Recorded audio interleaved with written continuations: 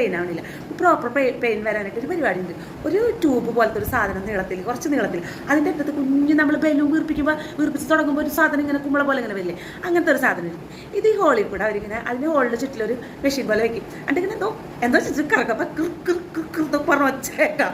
എന്നിട്ട് ഈ ഒരൊറ്റ പ്രഷറിൽ, ഒന്നോ രണ്ടോ പ്രഷറിൽ ഒരു ഗ്ലൂക്കോസ് കുപ്പി പോലത്തെ സാധനം ഇട്ടിട്ടുണ്ടാവും. അതെന്തൊക്കെ ചെയ്യും, ഇതങ്ങോട്ട് ഉള്ളിലേക്ക് കയറുമ്പോൾ ഒരു പരമാനന്ദം ഉണ്ടല്ലോ. നമ്മൾ കൊടുങ്ങല്ലൂർക്കാർ പറയുകയാണെങ്കിലേ ഈ താലപ്പൊലിക്കാവിൽ ഈ തൊട്ടി കൂഞ്ഞാല തന്നെ വളരെ തൊട്ടി കൂഞ്ഞാല ഇതിലങ്ങോട്ട് കയറിയിട്ട് മോളിൽ നിന്ന് അങ്ങോട്ട് താഴ്ത്തിക്ക് എന്ന് പറഞ്ഞൊരു ഇറക്കുണ്ട്. അപ്പോൾ നമ്മുടെ കുടലും പണ്ടൊക്കെ ഇങ്ങനെ വായിക്കൊന്ന് ഇങ്ങനെ പോകുന്നൊരു ഫീലാണ്.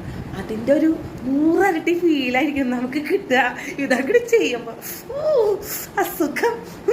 അത് കഴിഞ്ഞ് ഈ കൊച്ച് ഏകദേശം 21 മണിക്കൂറോളം പെയിൻ ഉണ്ടായി. അത് കഴിഞ്ഞ് കൊച്ചിനെ പുറത്തേക്കെടുത്തപ്പോൾ എങ്ങനെയെന്ന് അറിയോ, കൊച്ചു അങ്ങോട്ടും ഇല്ല. അപ്പോൾ ഡോക്ടർ പറഞ്ഞു നമുക്ക് സൈഡ് കെട്ടിയാന്ന്. അതൊരു പരമാനന്ദമാണേ.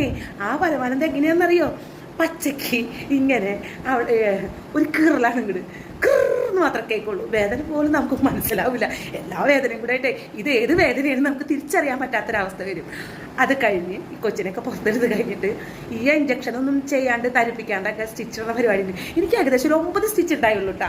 എനിക്കത് വിഷമായി. അത്ര എനിക്ക് എൻജോയ് ചെയ്യാൻ പറ്റുള്ളൂ. ഈ 9 സ്റ്റിച്ചിൽ എൻ്റെ എൻജോയ്മെൻ്റ് ഒക്കെ അവസാനിപ്പിച്ചു ഡോക്ടർ.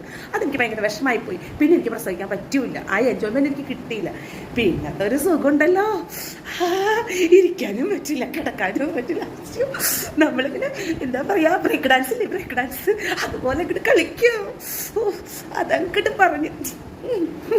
അപ്പം ഇങ്ങനെയൊക്കെയാണ് മാരാരണിയ എൻ്റെ എൻജോയ്മെൻ്റ് ഉണ്ടായതിട്ടാ.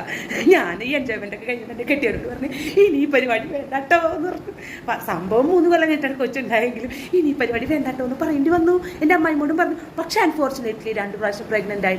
എന്നിട്ടും എനിക്ക് വിഷമം തോന്നിയില്ല. പക്ഷേ എന്ത് ചെയ്യാനാണ്, ആ എൻജോയ്മെൻ്റ് എനിക്ക് കിട്ടിയില്ല എൻ്റെ മാരാരണിയ.